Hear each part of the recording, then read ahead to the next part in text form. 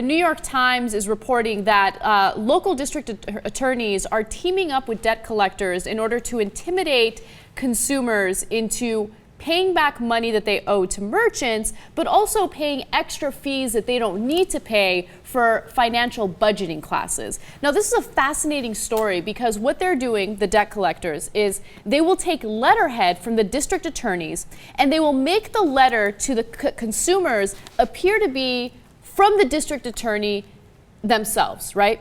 And in it, it'll say that they are going to face prosecution unless they pay back the money that they owe to merchants. Now, this only has to do with bounced checks. And a lot of times, you know, consumers will write checks without realizing that they have insufficient funds. And as a result, the check will bounce. And a lot of times people don't even know that that happened, right?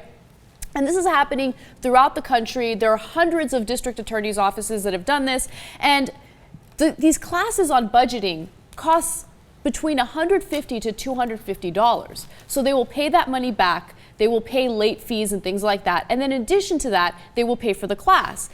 That money for the class goes to the district attorney's office, which is why the district attorneys will agree to allow the debt collectors to use their letterhead. This story makes my blood boil because this is so many different things going wrong in the country encapsulated in one story. First of all, they're killing us with the fees. They cut taxes on the top brackets, and then they got to get the money somewhere, right? So what do? Fee on top of fee. And we've talked about this many times on the show. Parking. Now, traffic tickets, regular traffic tickets for regular speeding, $400, $500. It's who can pay that? It's insanity. And then when you can't pay it, they send the debt collectors after you. And now we're bringing debtors' prisons back. Mm-hmm. All you need is some sort of connection to the government. You can't.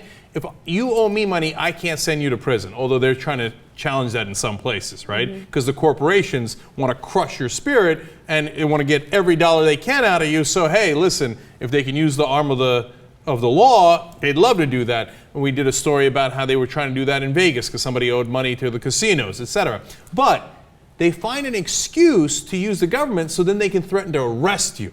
So they can ruin your life, put you behind bars unless you pay up. And so these big corporations who decide, I'm going to collect on this debt, right? Whether it's money you owe to Walmart or whoever else, and I'm going to cut the government in on it. So they'll have an incentive to play ball. Right. Hey, you know what? Don't worry, DA's office. You don't have to do anything. And I'll get you $250 into this BS, education camps or whatever the hell they're sending them to, right? Right. Now, look, let me give you some more detail into this story because it is illegal to knowingly write a check when you know that it's going to bounce, right? However, it's very, very difficult to prosecute those individuals because how do you prove that that individual knowingly did that? A lot of times it happens on accident. For instance, the New York Times profiles the story of Angela Yartz, and she wrote a $47 check to Walmart. She didn't realize that it bounced, and then months later, she got contacted by the DA's office, which was really the debt collectors using letterhead from the DA's office. And it said, you will be prosecuted unless you pay the fees and unless you take this class, right? Now, keep in mind that in this country, you're supposed to be innocent until proven guilty. But this assumes that you're guilty and you have to prove that you're innocent. So, you know, they're paying hundreds of dollars for these classes that they don't need. They don't really face prosecution, and they're being lied to. Yeah, and look, you take an original $47.95 she didn't even realize she owed. By the time she finds out what's going on, they say, okay, now you owe us $280. But wait a minute, what happened to the $48? Well, I added my fees, the government added their fees, and if you don't pay up, we're going to threaten to arrest you. Now, look, man, they're crushing us. They really are. They definitely are. And by the way, the district attorneys love this because it means that they don't have to deal with handling these cases. Usually when there's a bounce check, the merchants will contact the DA's office. But in this case, the DAs don't have to do anything. They just let the debt collectors do the work for them. In fact, a former district attorney says the following: it was a way to deal with a fairly serious nonviolent crime going on in the business community, but not overburden the court system or the resources of the district attorneys.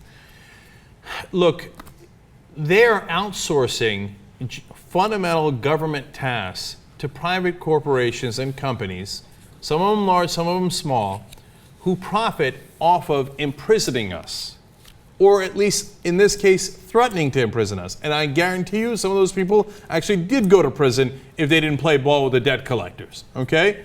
And you can't do that. If you do that as the government, they have a financial motive to threaten us and imprison us to no end. We're not supposed to have debtors' prisons. We're going back to a time when the rich and powerful ruled everything and the rest of us had no rights. And it's sick, it's grotesque. And they do it in sometimes large ways, but they also do it in subtle, small ways like this. And most of the media doesn't talk about it at all. Credit to the New York Times for a very good story. But oftentimes, people up in CNN, and I only use them as an example, but in a lot of the establishment media think, I don't know anybody that owes Walmart $48. I don't know anyone who's getting hounded by the debt collectors, because everybody there is making a lot of money, right? So they don't bother reporting this. So it happens to so many of us, and by the way, you think you're alone. You think, well, it must just be happening to me, but you're not alone. It's happening to a lot of people in the country. It's just not being reported very much. And you know what you got to do? You got to fight back.